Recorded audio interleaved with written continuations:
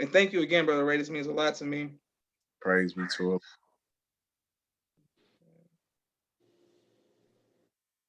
Okay, perfect. Boom. And we are live. I want to thank everyone for tuning in to a very special edition of Off the Record on the People's Podcast this afternoon. We have an incredible guest with us today, Brother Ray Muhammad of Houston, Texas, who we look forward to getting some incredible information from, as well as inspiration from. First of all, assalamu alaikum, sir. Alaikum salam. Yes, sir. Now, Brother Ray, for those who may not know, I want to make sure that we properly introduce our brother. He is as they say in the nation, a jewel amongst the people who I've been blessed to be around and work with, for last 15 years of my life. So I want to make sure that we let y'all know this brother's very humble, but he has a lot, a lot of skill sets, and I'm just honored that he's over here to give us his testimony. Sister Sonia sends the greetings, and so many people on Facebook are showing you love. I can't wait to put this on YouTube. Now, Brother Ray, when is the first time you heard the teachings of the Most Honorable Elijah Muhammad? I would have to say probably when I was in my mother's womb. So, this is all I know. I was born in this. So, it's a, as you know, it's a different thing being born in a nation. We don't have that experience that the average believer have when they first come in, and they first hear the teachings. Like it's like being born in the light, and somebody say, hey, hi, what you think about the light? Like, yeah, just kind of like, I've been around it, so it's definitely a blessing though, and it's more so you really realize it as you get older and you start realizing the dark, and you can compare your light to the darkness. And then that's where the real blessing comes in, and I personally experienced the magnitude of what I was born into. Praise be to Allah. Yes, sir. And can you let us know who your parents are, sir? My mother is Eddie Muhammad, and my father is Brother James Muhammad, both from Houston, Texas. Praise be to Allah. Yes, sir. Yes, sir. Well, Brother Ray, I studied drill. Me and my sisters, when we got together, we always put on the drill competitions, and we were going back through some of the history of drill. And we were looking at a drill competition, and this is in the 90s, man, the Junior FOI days. And I said, who is that from Houston up there calling? That's Brother Ray, back since you were a young Junior FOI. How was that? Like, I never knew that, Brother Ray. Like, what is your love for drill? How did that come about?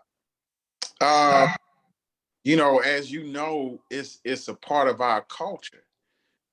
So as a small Junior FOI, looking up to older FOI, man, that's what you want to do. So when I was young, I always had an affinity for drill. It being a challenge, I would say in one regard, it's kind of like how a young boy grows up and they see the cues stepping, or the other fraternities stepping. Yes, and sir. You see that and you like, man, look at that. This is what we have. So growing up, seeing the FOI and drilling, this is what you want to do. You want to drill, and then it's a competition, so you want to win. So yes, sir. Beautiful. Praise be to Allah. Yes, sir. And okay, well, Brother Ray, when I met you, we probably knew each other when we were younger. I just didn't know. But as an adult, it was on working on security for the Honorable Minister Louis Farrakhan. What gave you a passion for that, and what was it like for you first meeting the Honorable Minister Louis Farrakhan? Man, so I don't remember my exact age. I had to be maybe 10. Mm, Uh, mm. and I remember, and I've seen the minister, before I was 10, but I remember a specific detail. And the minister did a believers meeting at the mosque. We was on Cullen. And I remember the ministers leaving and seeing the detail come together as it does and move out as it does. And as I saw that, I remember that was the first time that I had such a strong thought of, man, I want to be a part of that. Yes, sir. Yes, sir. Yes, sir. Yes, sir.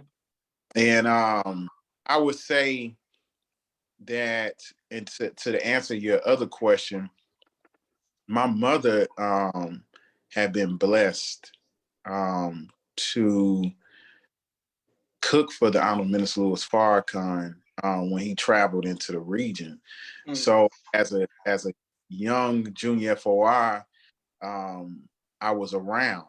I had the honor of being around the minister, but I never officially met the minister um, really until I started traveling um, on the detail with our Miss Louis Farrakhan. So I would say this was like um, when I was like 25. Okay. Great. Praise be to Allah. Yes, sir. And Brother Ray, both of my sisters in the greetings. Oh, please return. Brother, alhamdulillah. And thank everybody who continues to watch the People's Podcast and show love to Brother Ray. Okay, Brother Ray, what has been your favorite detail that you worked on with the Most High Louis Farrakhan? Good question. Um, I would say the Caribbean tour. Mm, mm, mm. Um, it, as you know, both of us started our training um, under Brother Rashad, which it was, really an honor and a blessing that he sacrificed his time um, at that time to train us, to take a group of us under his wing and to give us, priceless. You can't put a price to what he gave us, you know, um, information and training. Just teaching us how to think. Um, so from that training, um, we had a lot of, assisting with a little details here and there. So I was just around when we did, details inside the state, inside the states. But when we went overseas into the Caribbean, it was totally different. Mm, mm. And there was a lot more intimacy in the detail because the numbers are a lot smaller in reference to our staff when we travel abroad. So the work is a lot more, and the detail itself is a lot more intimate.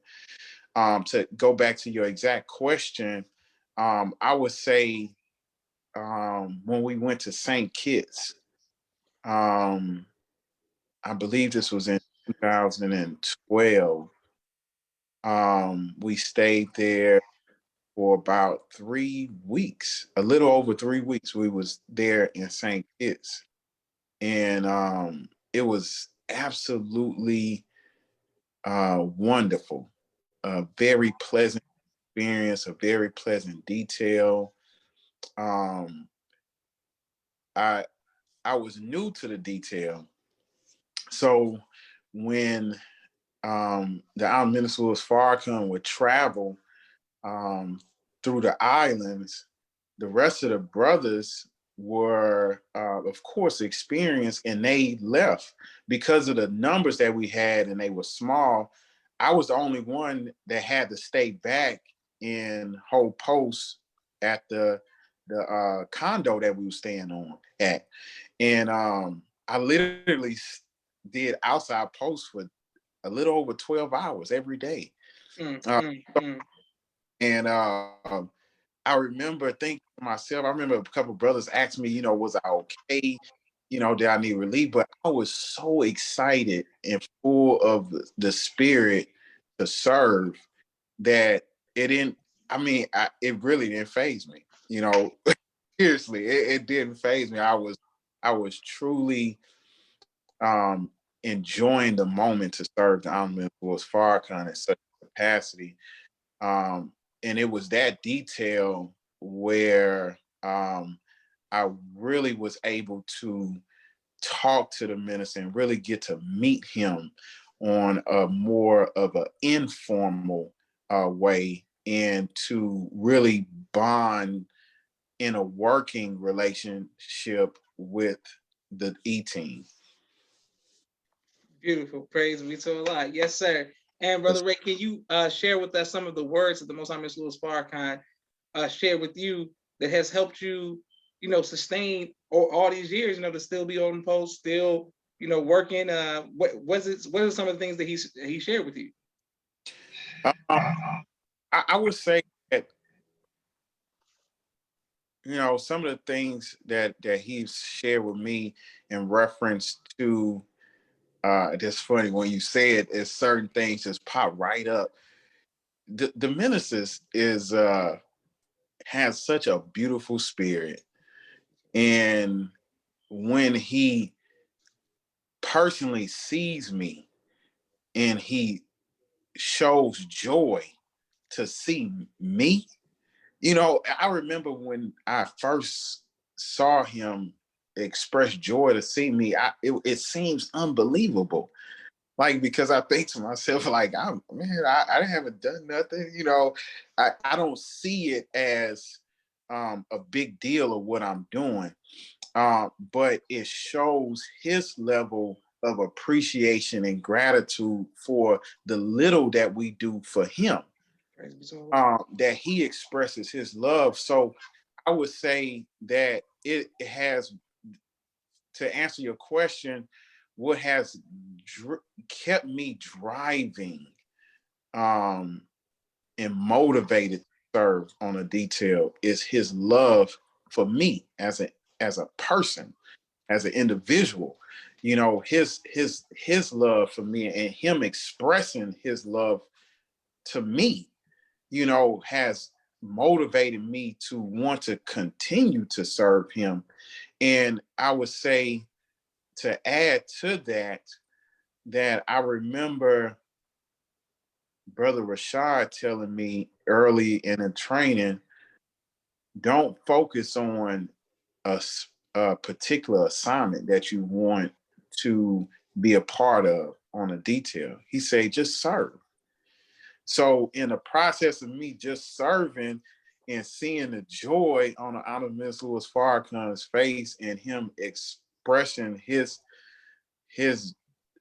excitement to see me and his love for me, is definitely inspiring, and it has driven me to want to continue to serve him, his family, and our nation. Praise be to Allah. Yes, sir. Yes, sir. Well, Praise Brother be. Ray, you speaking of, I want to make sure I get some of the comments, people showing you love. Thank you, Sister Sonia. Thank everybody who continues to watch our Brother Ray and the People's Podcast. Speaking of the training that we went through, 5 o'clock in the morning, Yes, sir. being told to flip to the other side many even times, for quite Anytime. hurry up and wait. All these type of things, I'm saying? It took us quite a while to get on, as they say, I'm saying? What Yes, advice would sir. you give to the next generation of brothers who look at being in the presence of Most High Mr. Louis Farrakhan, as they should, as man, this is such a honorable position, but what about what it took for us to get on? What advice would you give to them in their pursuit of, wanting to serve? Um, I will start first again with the words of Brother Rashad, and say, have the spirit to serve. I'm going to say, to add to what you said, what triggered him to say that, me and brother Jermaine decided one day we was going to ask him, like, how long was this training going to be? Because it seemed like it was just going on and forever. We like, man, we've been training for almost 2 years. Like, Yes, when we sir. Yes, sir. going? And we decided, we built up courage to approach Brother Rashad, because sometimes he can be very intimidating when he's in his detail mode. So we built up the courage to talk to him. And when we spoke to him, he expressed the importance of the training. And the most important thing that I took out of that conversation was just have the spirit to serve. And from that, literally from that conversation, it was like everything. The next day, I literally took his words, took the spirit. I stopped caring about what I was going to do, when I was going to be official, if I was going to be able to be a part of the diamond, Yes, sir. I Yes, wanted sir. to have the motor, I stopped thinking about that. And I said, wherever I can serve, wherever I can serve, I'm pleased. So my advice would be to those coming up behind us is to, one, have a goal in mind. Don't you? That's important. You have to have a goal, because I did have a goal in mind. But then on top of that, also have the spirit just to serve wherever you can serve, because that's what it is to serve. You're there to serve. You don't come to serve with the spirit of, I'm only going to serve right here. But if you need somebody to serve right here, yeah, I don't want to do that serve. I want to do this one. Like, Yes, sir. Yes, sir. Yes, sir. you have to have that spirit. But then, the other thing too, in reference to the training, is very important. All the training that we went through is very important. So don't try to skip the process. Go through the process. And that was another thing for me personally, so many times trying to skip around the process instead of going through the process. So whatever process is in front of you, for you in your training, go through it, because where you may not think that it will be applicable, it will be, especially when you're serving in this capacity. Not only will it be applicable in serving in this capacity or any other detailed capacity, but I guarantee you it's going to be applicable to your life. So, man, that's so very important. Don't try to skip the process. Go through the process. Yes, sir. Praise be to Allah. Okay, great. And Brother Ray, I just wanted to, on behalf of myself, my family, and the viewing audience of the People's Podcast, thank you for your sacrifice that many people don't know, and the sacrifices of your family, sir. For people, you all may not see Brother Ray many times behind the scenes, he's working and putting in work. And when you brought up Brother Jermaine, who I interviewed as well, so I can go back and look at that on the People's Podcast. But our time in Tampa during the whole Day of Atonement, to see from us going in the streets drilling, then getting to walk with the minister, because all of the E-team and stuff was getting audited, and to see where you are now. You know what I'm saying? I'm just proud of you, Brother Ray. I want to make sure I publicly let everybody know how proud we are, man. You got a whole lot of people supporting you, man, and rooting for you, man. And holding on, Brother Ray. Yes, sir. Yes, sir, for holding on. Okay, now, Brother Ray, I had a question. Mm-hmm. Houston, coming from, when you back in the day when you were in soldier rags in high school, all the way up, you know what I'm saying? The traveling all around the world with, what I'm saying, the most honorable mention was Farrakhan. Uh-huh. Has there ever been a time when you were faced with fear? And if so, how did you overcome that fear?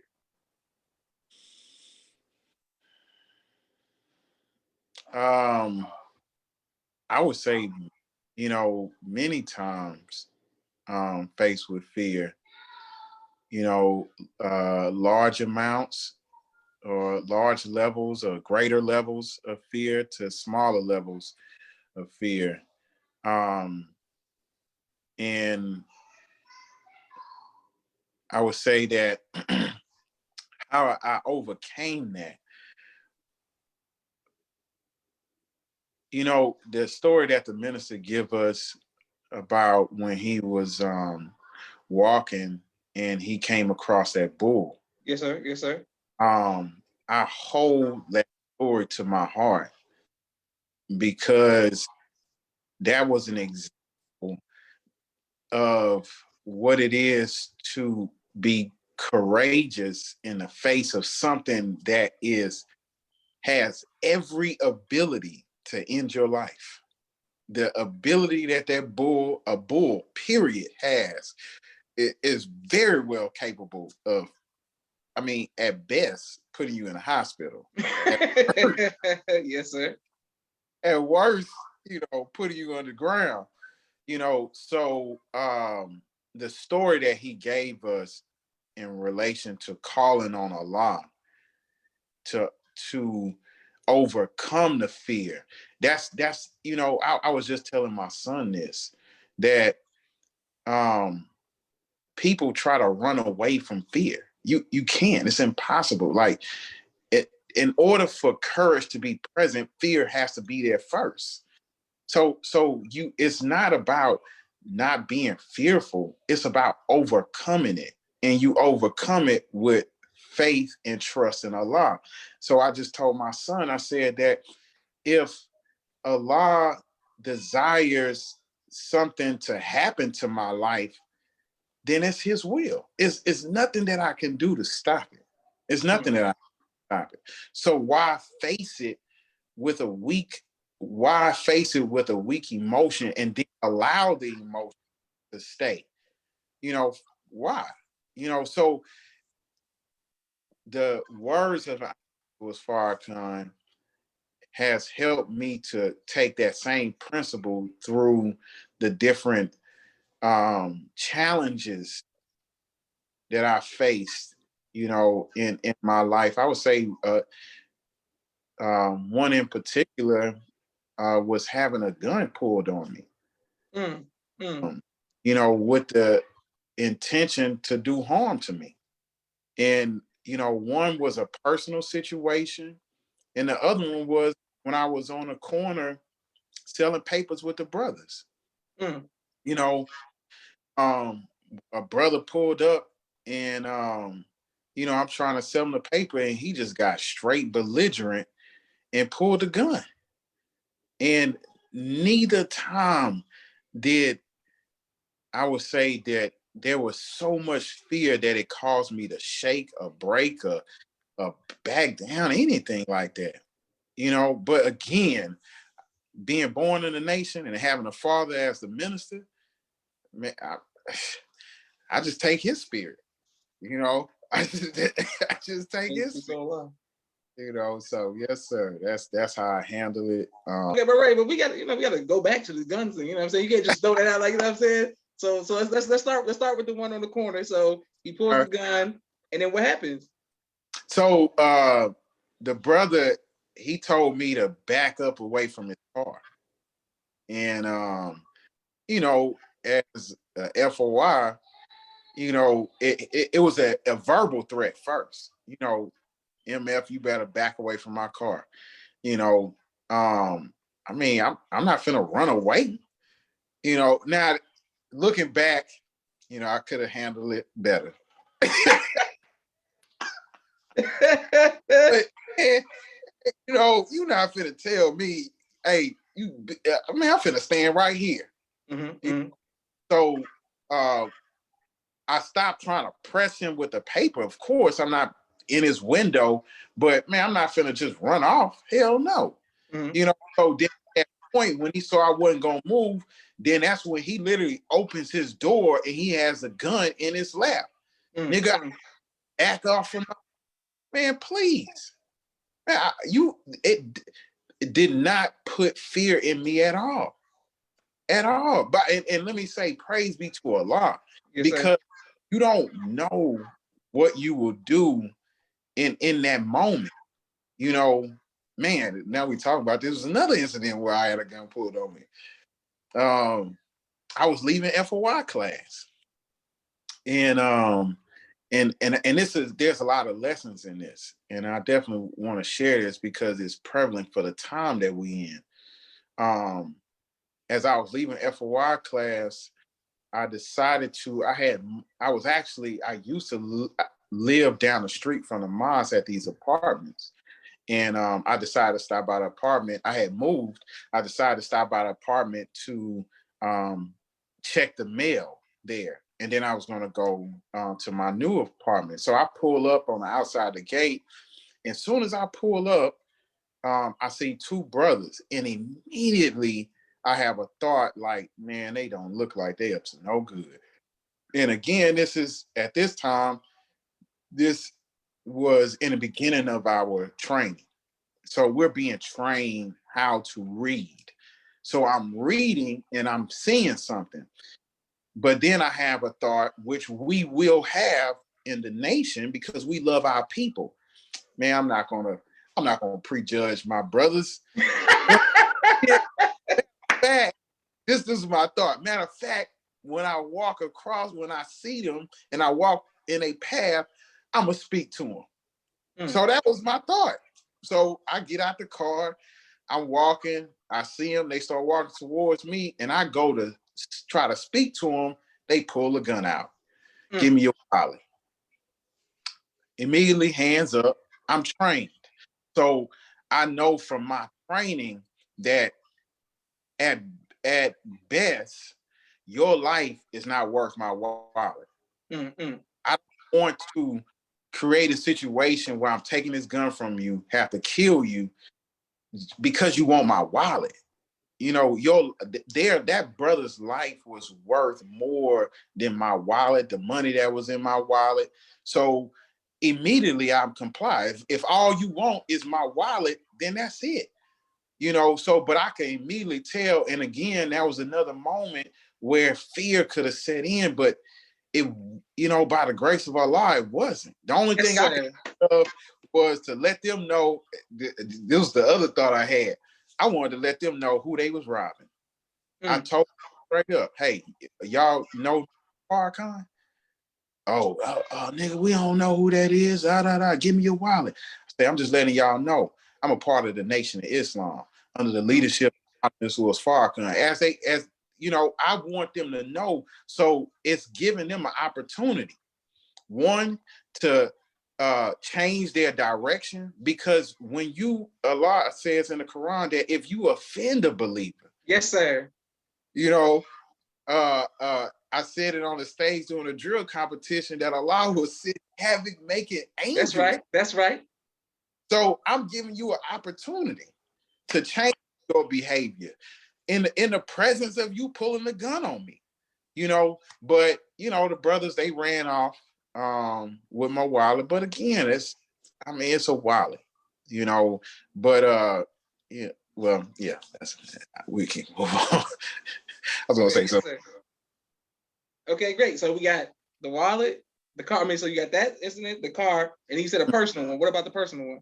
The personal one was somebody that I had a confrontation with, or a disagreement, and you know, he showed back up with a gun.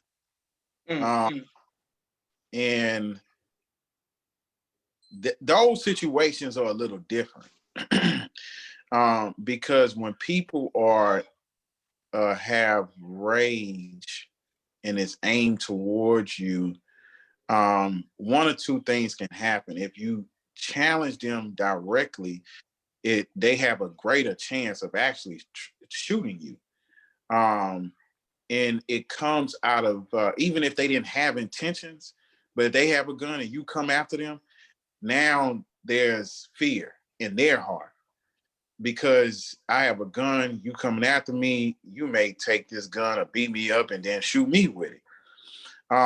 So again, from training, I knew how to handle that situation.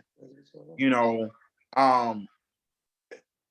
also being in a firefighter, I was a firefighter EMT for a while.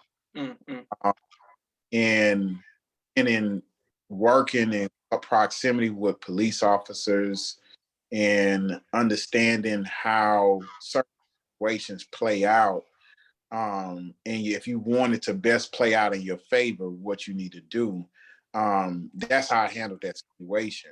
I took a step back approach, and called the police.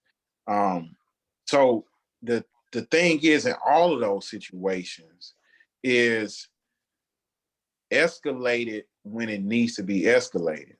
If you pull a gun on me, that's you just pull a gun on me. A gun is a tool.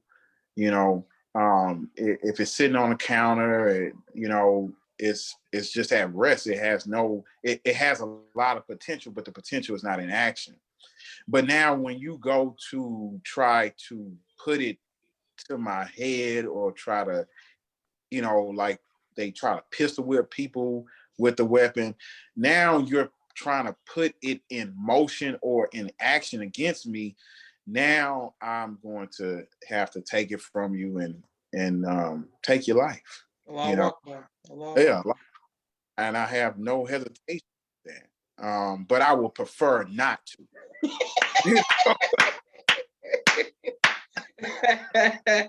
Yes, sir. Beautiful. Now, Brother Ray, I never knew there was all this going on. You never called me. I could have brought, brother, we would have came to come help you. You know what I'm saying? I'm like, man, I'm like Jay Prince. Man, you could have made a call. I would have helped you in Houston. I didn't know people pulling guns on you. God dang. So I'm one of those. I'm one of those who, if possible, and I can handle it, I'll handle it. But if I felt that it would extend past that to the point to where I needed to do that, then, because see, that's the thing. This is what I know too. The average person, brother or sister on the street, don't understand our way. And our way is like the. So I just learned about beekeeping. Mm-mm. And first time, being that close to bees, and really learning about them.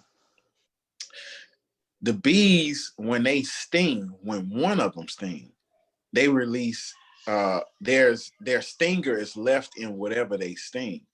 That stinger is putting out a pheromone to the rest of the bees, which is sending a signal, and is also giving the other bees a location.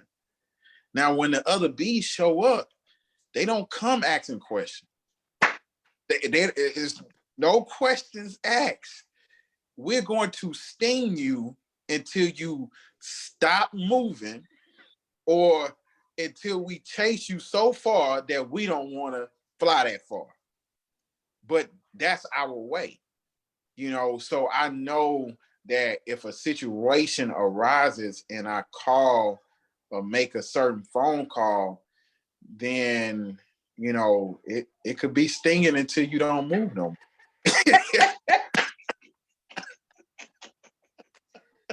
Beautiful. Praise be to Allah. Beautiful. Yes, sir. Yes, sir. Okay, great. Ray, you getting a lot of people in the comments. Sister Sonia said, teach, brother. Sister Naima said, teach. Sister Sonia's clapping. My sister Miriam said, she's glad you are safe. Thank you both for this interview. And Sister Quia, Vanguard X says, Allah Akbar with all the exclamation marks. Okay, boom. We have so many more questions for our brother Ray, but we have a quick 60-second commercial break for all of the sponsors of the People's Podcast. I want to make sure that we continue to thank all of our sponsors this month.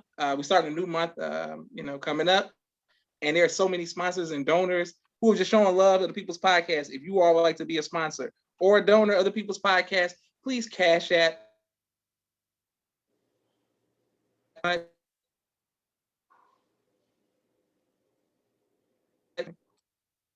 asking, showing you love,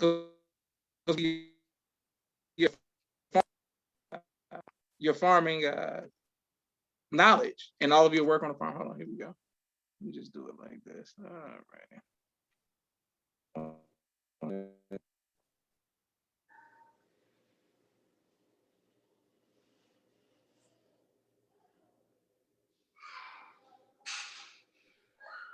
Ray, can you hear me? I can hear you. Yes, sir. 1 second. Hold on. 1 second, I'm over here dealing with these sponsorships. All right, here we go. Okay. Okay, 1 second, Brother Ray. Here we go. Ray, the devil's busy, bro. Always. No, wait, hold on 1 second. 1 second. There we go. Come on, son. I mean, man, this is really throwing me off. All right, here we go, Brother Ray. Here we go. 1 second. Okay. All right, we go. Save that. Boom. Yes, and then. All right, come on. That's it. That's it. We good to go. Okay, how about it? We just do it like this. Okay, yes, sir, Brother Ray. And hold on. And everybody who's in the comments, I want to make sure I thank you all very much for your sponsorships and your continued donation. All right, here we go. All right, there we go. All right, PowerPoint was just loading. All right, we get to go. Here we go. All right, Brother Ray. And Brother Ray, you can see my sponsorships, right? I can just see you. Okay, you can see me. Hold on, let me share the screen. All right, then we get to go. Thank you very much. So many people showing Brother Ray. I can't wait to put this on you. And Brother Ray, we got so many more comments. I mean, so many more stories that I gotta bring up to help jog your memory of all of the, our brotherhood together, man. You know what I mean, Brother Right. Ray. I got it. All right, here we go. Here we go. Gotta deal with this first. All right, thank you all very much. My brother Rashad, Street Premier Media Production. He has a 4K camera and a drone. He does television and film editing. If you need anything, reach out to Street Premier Media Production. My sister Miriam, ABC I Love Me, children's book and coloring book, both of which are available on Amazon. Please go get both of those books. My sister Naima, Stay on Point Dance Academy, LLC. She teaches ballet virtually to young girls all across the country and right here in the studio in Atlanta, Georgia. We love our tiny dancers. Sister Rashida Rafat, Rod Communications. If you 5-year anniversary special promo. If you're working on a book and you need copy editing, content development, and media relations, please reach out to Sister Rashida with Rod Communications. Student Minister Robert L. Muhammad from the Southwest region. Conflict mediation, squashing the beef. He's doing great work throughout in the community out of Austin, Texas. His wife, Sister Fudia Muhammad, Children of the Most High, Giving Birth to a God, The Science of Child Rearing. Please reach out and get those books. Brother Kenneth, bow tie maker extraordinaire. He'll ship bow ties to you anywhere in the country. Sister Sherry Muhammad, AsiaticMinds.com. They teach STEM virtually to young students all across, young kings and queens all across the country. Please reach out to Asiatic Minds. Thank you very much, Sister Sherry. Fashion Gods, urban streetwear clothing for men and boys. If you need some new fashion from Fashion Guys, please reach out on Instagram at Fashion Guys 314, Facebook Fashion Guys 314. Thank you very much for our brother Fashion Guys, Dr. Henry M. Carter, King Henry's Turkey Legs out of Atlanta, Georgia. Brother Rashad Muhammad, who me and Brother Raven been speaking about, COVID-19 of Chicago, disinfecting cleaning services. My father's book, A Soldier in the Movement of Christ, and Down is Not Out, both of which are available on Amazon. And last but not least, my two books, Cleopatra, which is a children's book, and No Father, No Excuse. Thank you all very much. Right back to Brother Ray. Boom, just like that. Okay, so Brother Ray. Yes, sir. Fighting. There was an incident, 2011. Some of the drill teams were getting a little testy and things of that next, off of that. And I get a phone call from Brother Ray, and Brother Ray's like, hey, man, what's going on down here? And I just want to say that there's never been a time that I've been around Brother Ray where I've seen you off your square. That situation could have went real bad. These people fighting, and Brother Ray called me like, man, what's going on with this? And I said, Brother Ray, this brother sounds like, he's able to, you help diffuse the situation that could have went left, man.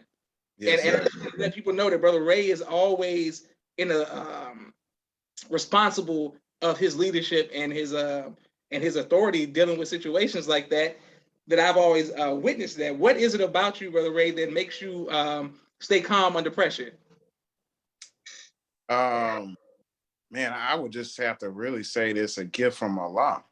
And the reason I say that is because when I went to the fire academy, when you go to the fire academy, they do these drills.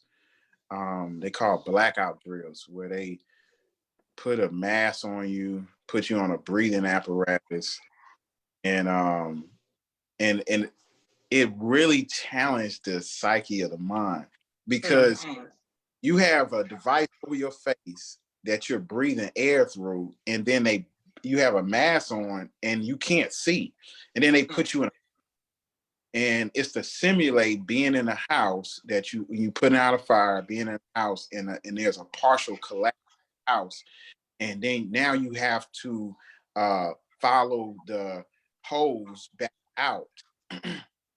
When I was in that training, and so many that's been through the training can attest for this. When I was in that training, I saw so many who mentally couldn't handle it. But for me, it was, I didn't feel a sense of, I guess, fear. I was able to keep a level head. So from there, even, actually to, graduating from the academy and being out on different emergency scenes, seeing all kind of stuff, I've always been able to, by the grace of Allah, been able to keep a level head in emergency situations. So that's why I just say, hey, it's praise be to Allah. Praise be to Allah. Yes, sir. Now, Brother Ray, I want to ask you about Justice or Else. I always ask the older brothers and sisters about the Mayman March. I don't know if you went to Mayman March, but I don't know if that was before our time, or what happens as far as that we didn't get a chance to be on and hold security. So Justice or Else was like, that our time periods, Mayman March. What was your what was it like, doing being around the Justice or Else, and were you nervous about the call of Justice or Else and you being in security? Were you nervous about that?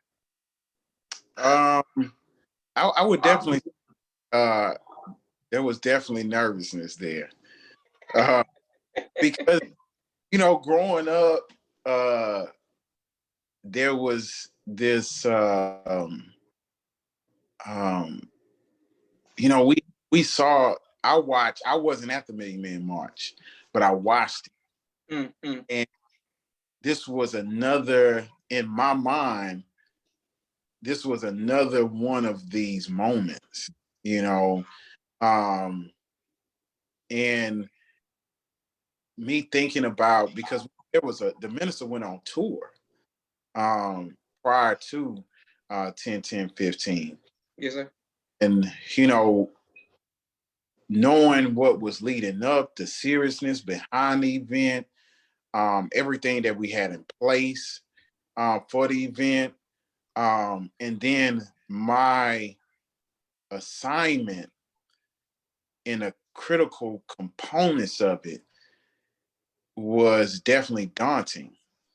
Because you have to, with these assignments, we have to cover as many bases as we can with different scenarios and outcomes. And the broader the detail is, then the more scenarios, the more things can play out. So for this one, given the environment, there was a lot. And I remember Brother Rashad, he told me it several times. He said, you just make sure when your number is called, you show up. Yes, sir. Yes, sir.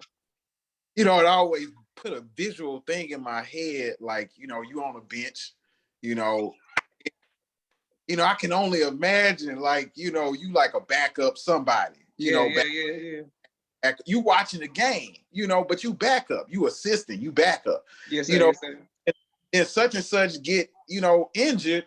And then once they get injured, then they immediately call, they don't come and prep you and say, hey, are you ready to go in? We think we may need you to go in.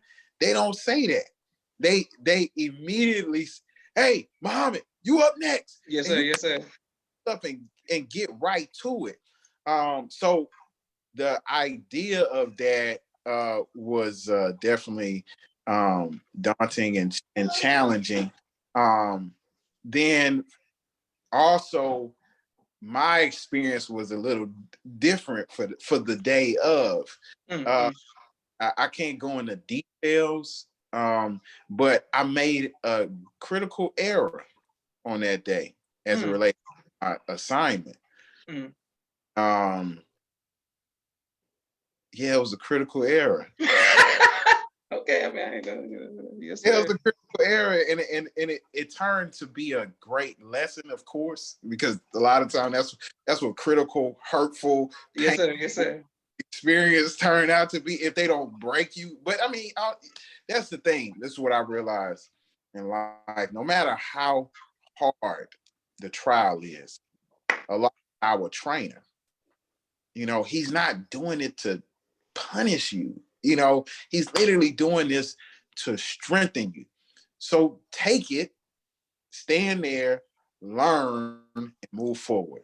And that's by the grace of Allah, that's what I did. So yes, sir. Praise be to Allah. Okay, great. Yes, sir. And thank everybody who's still in the comments, people showing you love, liking, sharing, and subscribing. Thank you all very much. Can't wait to put this on YouTube, Brother Ray. Okay. Well, speaking of trials, what has been your greatest trial and how have you overcome that? Good. This good. I would say that as of right now, my greatest trial is dealing with my father. A couple years ago, he was diagnosed with Alzheimer's. And if anybody knows my father, he ate well, exercise, real good spirit, the whole nine. So for us, it was completely out of the blue.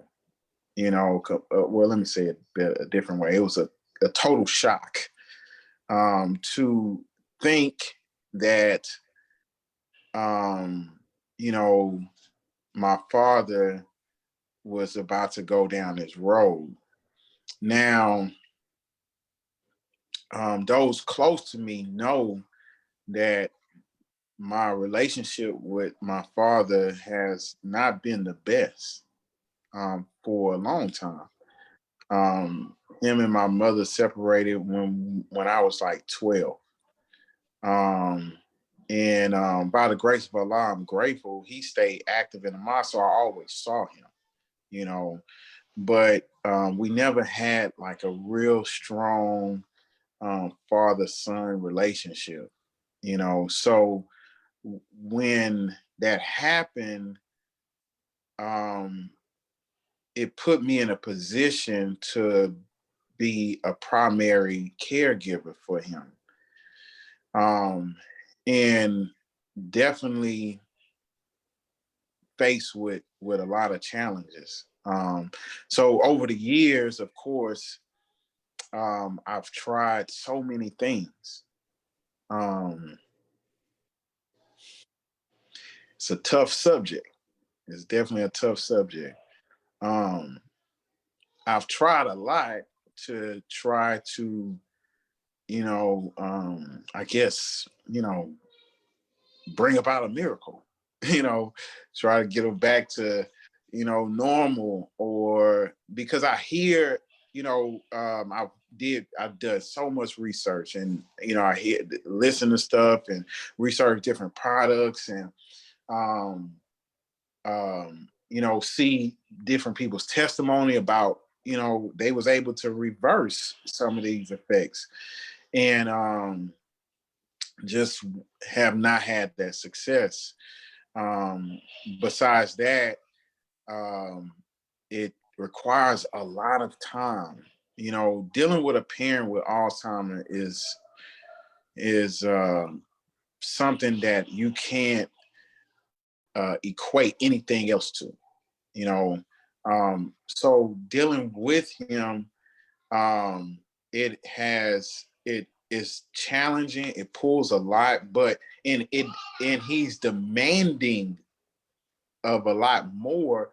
But I have a family,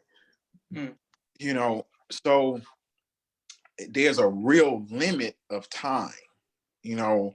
that I can give, and then I don't have the financial means, and he doesn't, because all he have is Social Security, and he didn't see this coming, so he didn't have all the other insurances that you can get to help cover stuff like this when you start getting in age, because he was healthy, he exercised, he was running, and I mean the whole nine. But here we are.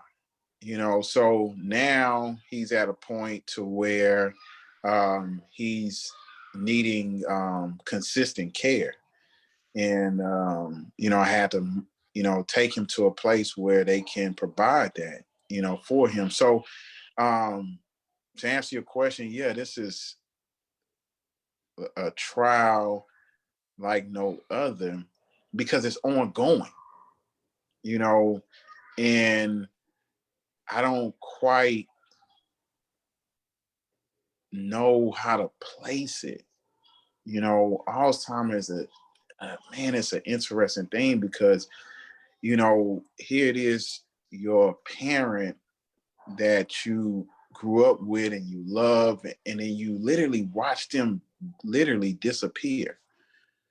It's like they just start fading away, and then what you're left with is like another person in this body that is your father's body, but the person over time just fades away till eventually they somebody totally different.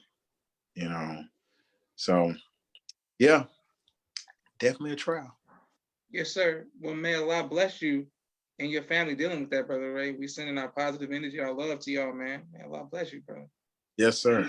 Yes, sir. What is your greatest joy in life? I would say the birth of my children.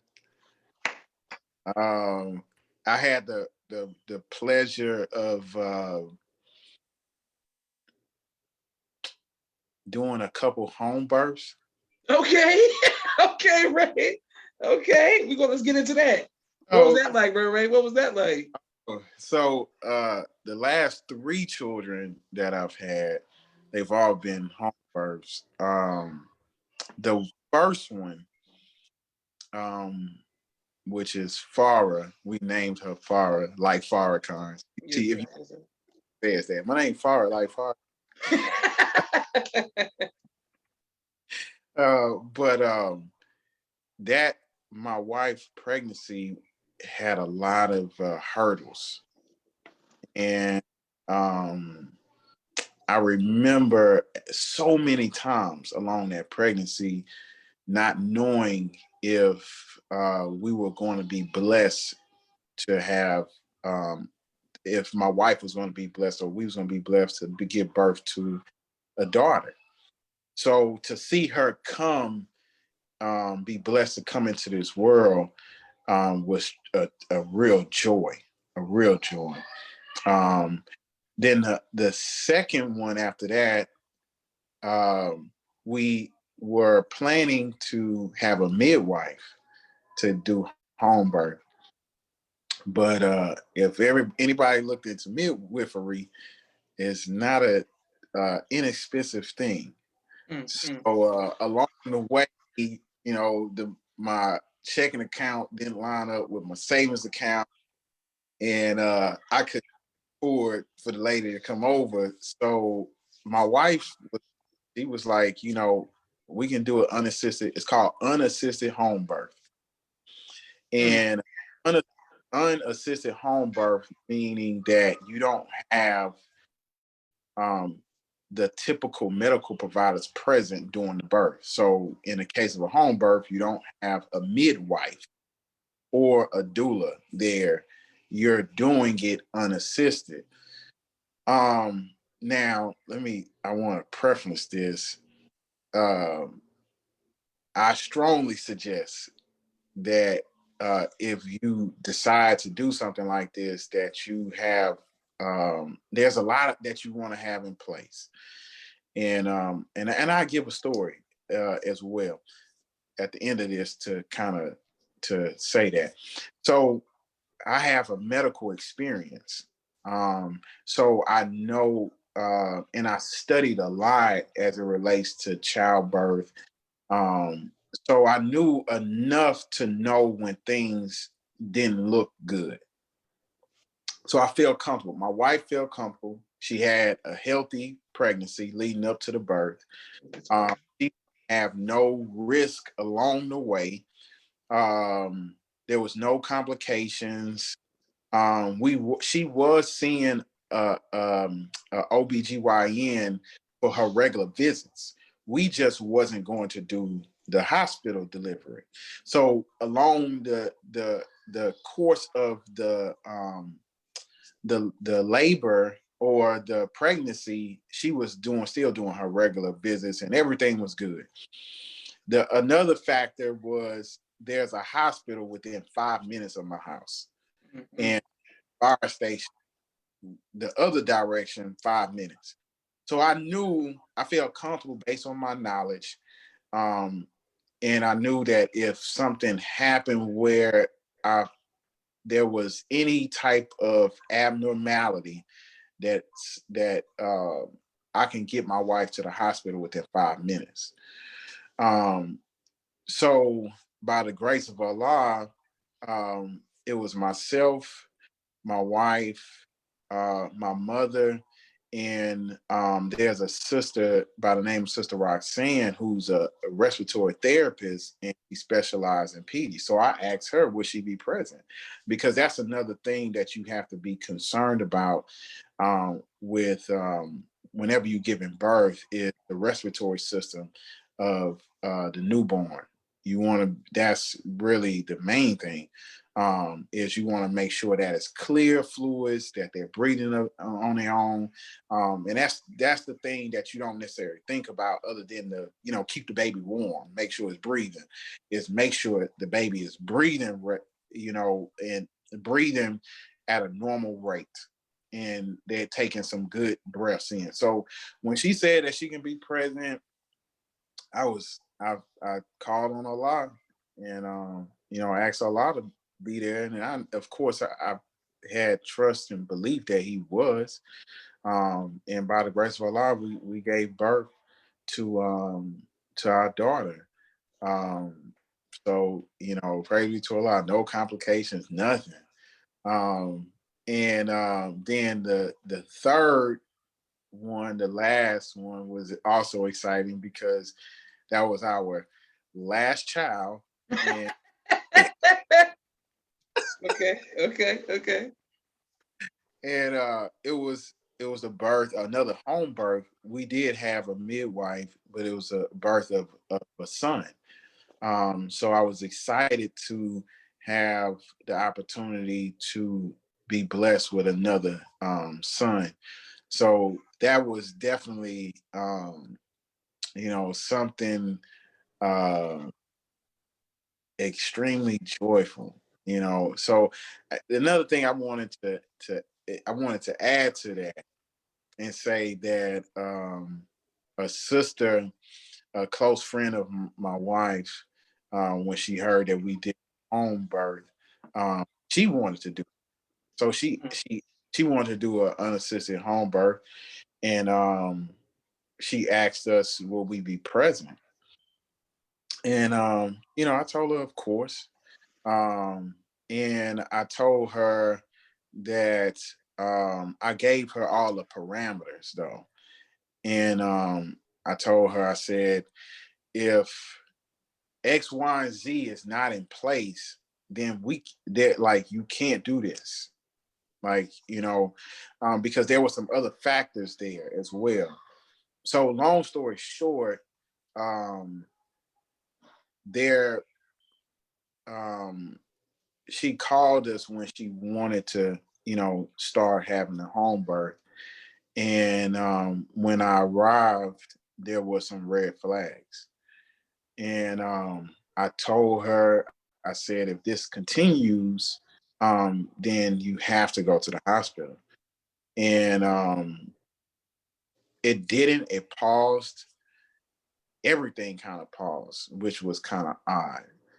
And all of these are like and I'm saying this because I'm bringing up this topic about home birth and unassisted home birth, and I don't want to give a success story and put that out there, and then people want to run out and do that. You got to understand the risk factors there.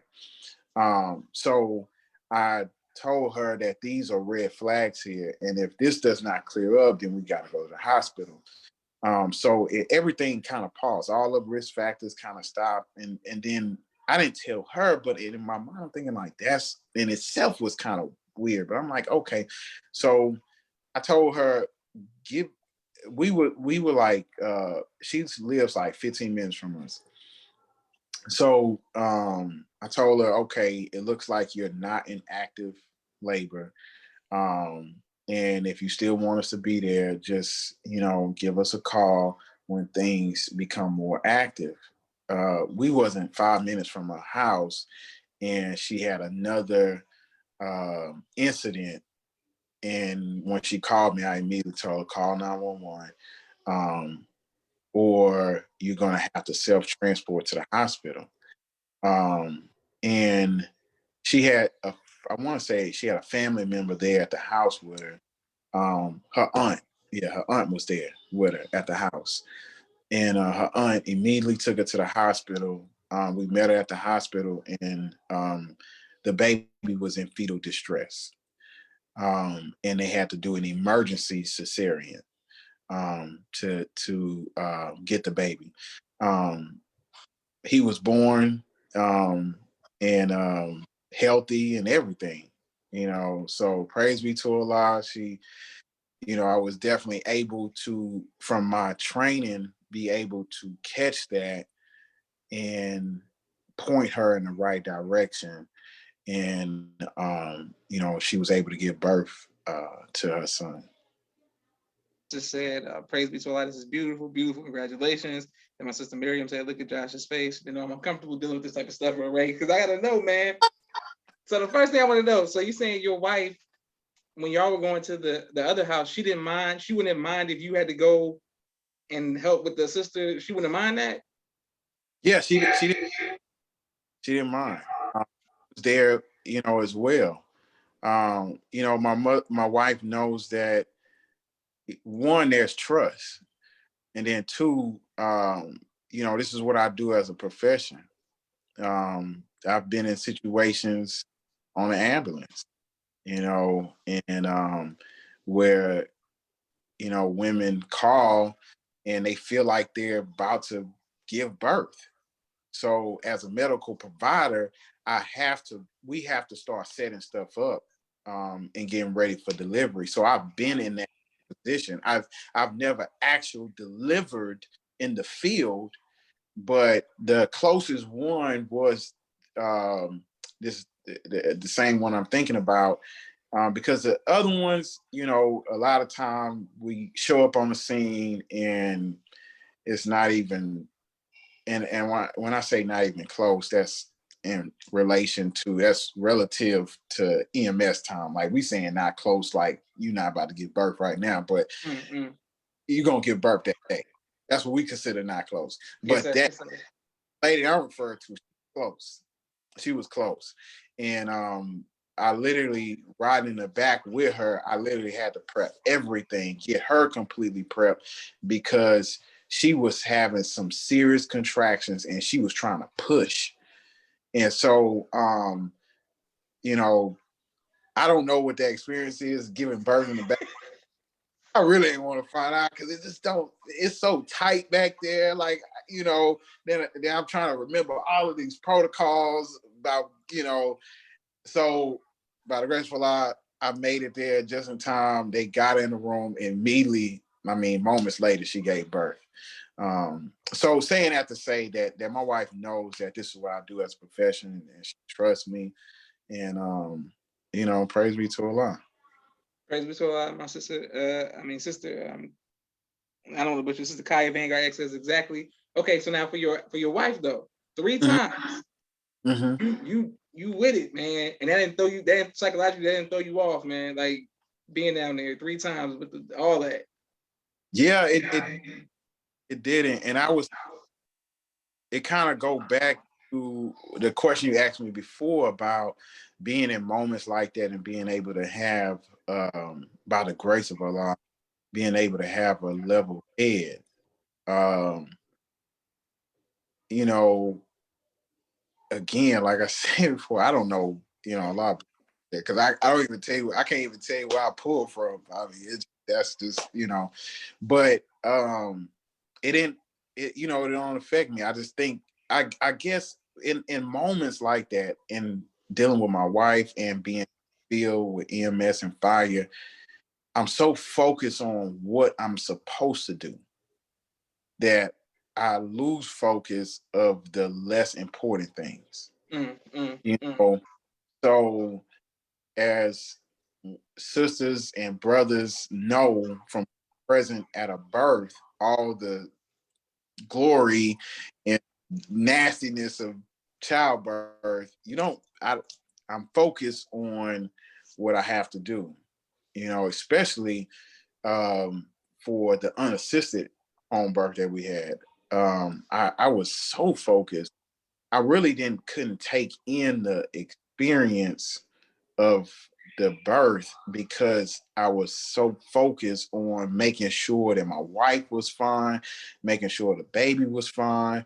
Then there's a certain protocol after she gives birth. She has to deliver the placenta within a certain time frame. If she does not deliver the placenta, I see.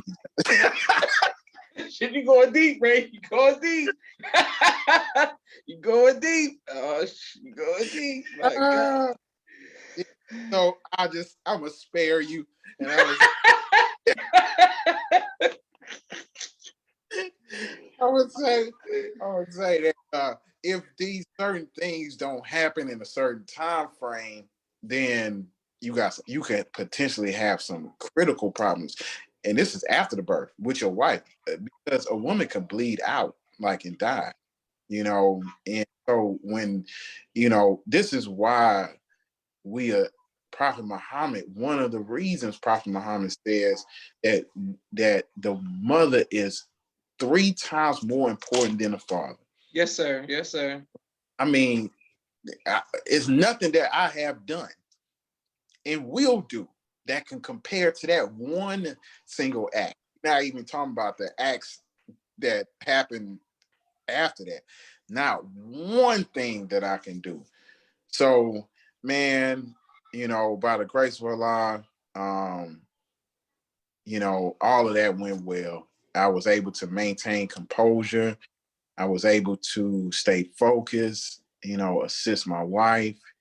And praise be to Allah. It was success, man. I'm proud of you, Ray. I'm happy for you, man. Praise be to and the sister Sonya said Brother Josh was about to pass out. I mean, sister, y'all don't know. Y'all don't know. But man, but Ray, and I can hear Brother Rashad's voice saying, asking me when I'm gonna get married. See, when is your time? Every time Brother Ray did something, every time somebody else did something, then Brother Jermaine get married. It's like, when you going, and that's just how it goes. So I'm happy that you were being leading by example, Brother Ray. I'm very happy for you, sir. Yes. I wanted to ask you, so when we talk about drill, how do we not talk about one of the greatest routines I've ever seen? I mean, the FOY ever performed 2014 Houston FOY, led by Brother Ray and the mighty soldiers of that Muslim 45, and y'all jumping off the stage and all. How did that all come about? I remember thinking in the beginning of as we refer to it as drill season, in the beginning, I remember thinking to myself that I wanted to. I have the way my mind think, the way my mind operate. I like doing things that is a little different. It's still within bounds. I'm not trying to violate no rules. Qualified. Yes, sir. So the concept that I had in mind was to do something out of the normal. And at that time, there was no rules in reference to the drill having to remain on the stage. So I had a concept of bringing out some more brothers that will come to the bottom of the stage and start drilling towards the end. But the amount of brothers that I would need to make that effective to the visual eye, because a lot of drill and routine, of course, if you can have these concepts in your mind, but what it's going to look like when people see it, that's what people don't understand. When putting these drills together, you Yes, have all, sir. yeah, brother, if we do this, yeah, but how's that going to look? You got to think about that from the audience perspective, and how the energy of that. So when I had that concept in mind, the amount of brothers that I would have been able to put in front would have been like 4, and it was already towards the end of the drill team, and I was like, it's not going to be a closer. So then that's when the idea came up, and I want to say somebody brought it up. I'm not going to even say that it was my idea. Up amongst us as brothers. And when it came up, I said, man, let's do it. And of course, when it was talked about,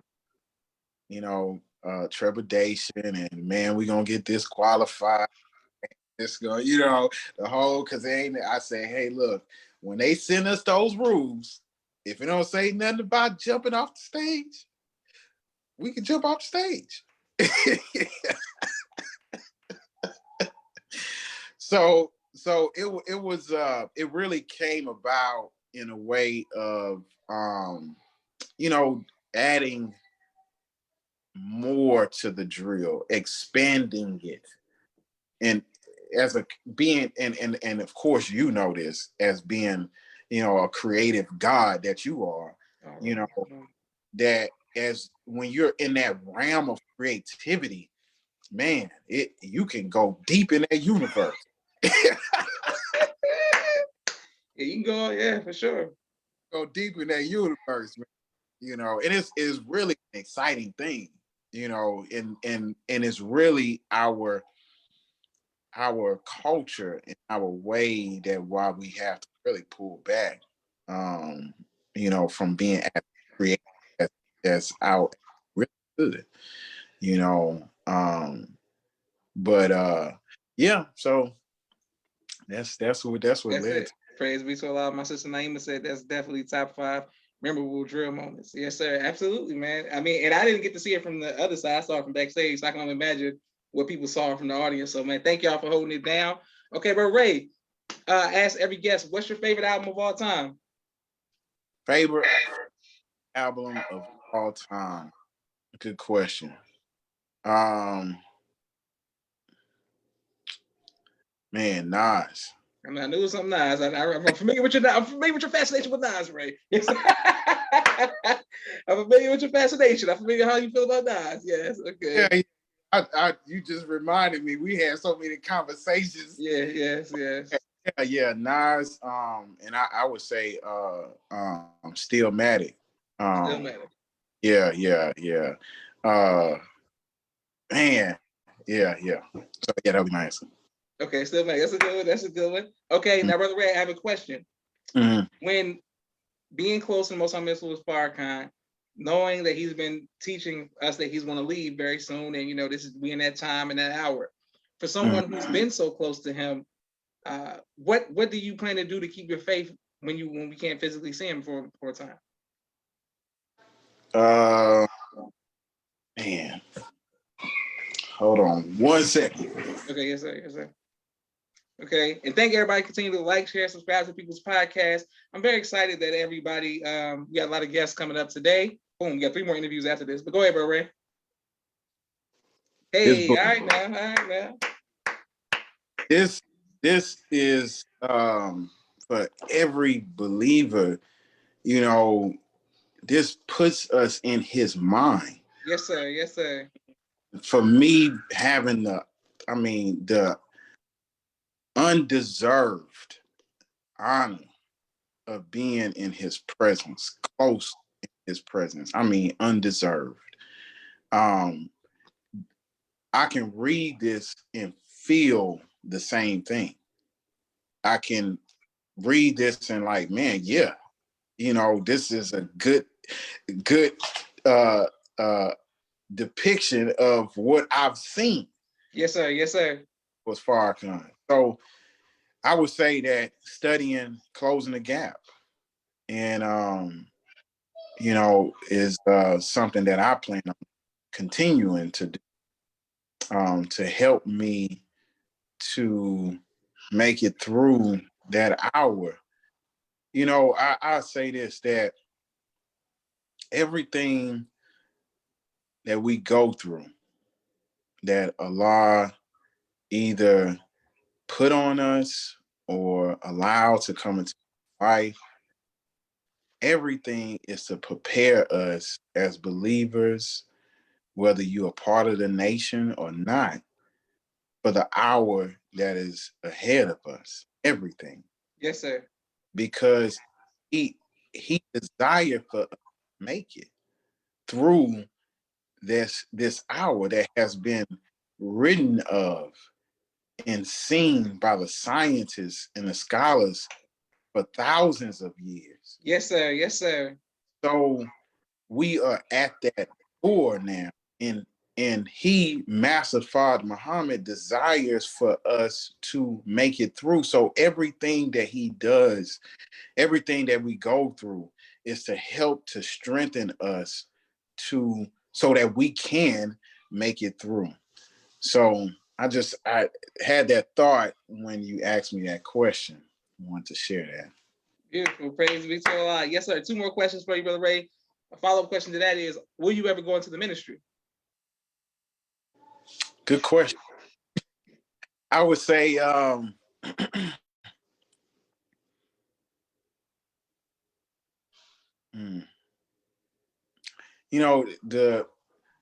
ministry, when let me not say that. Let me say it like this, that sometimes we can think narrow with the ministry. We can think that, the ministry is just on a rostrum, but the true ministry of Christ is giving knowledge and wisdom to the people. Yes, sir. Yes, sir. So you, my brother, in the ministry, this is your ministry. Yes, sir. This Yes, sir. you are doing. And what the assignment that the Honorable Minister Louis Farrakhan has given me relates to agriculture is my ministry. And I plan on continuing in that ministry and teaching and training our brothers and sisters how to grow food and the importance of good, clean food and the food that we grow. Yes, sir. And for those who want to reach out to you, dealing with agriculture and the assignment the Most High Louis Farrakhan gave you, is there a way for them to reach out? On Instagram, primarily, at Ray J Muhammad, and you can reach out to me there.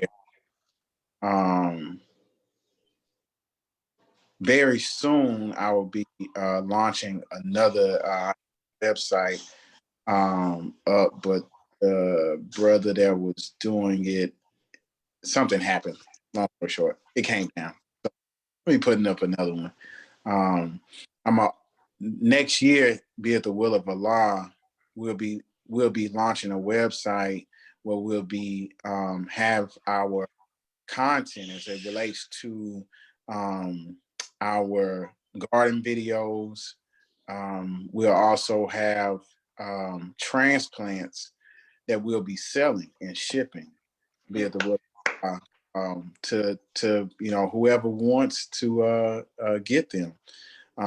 So, and then other products and other services we plan on rolling out as well. Praise be to Allah. Yes, sir. Now, Brother Ray, now when you said the Most High Louis Farrakhan gave you the assignment, how did he give it to you? Um, I was blessed. The minister refers to a group of believers that he sent to Will Allen to learn how to make soil, learn about urban farming. I was blessed to be a part of that group. So I was there, and a group of us went to learn that. And he told me, we was at the airport. I forgot the year or the detail, but I remember being in the airport, and he told me that he wanted me to teach our brothers and sisters how to grow food and the importance of growing food. And of course, yes, sir. And he's always encouraged me along the way of agriculture. Always. He asks me about it, quite often. Are you still doing it? Are you still in agriculture? You still growing?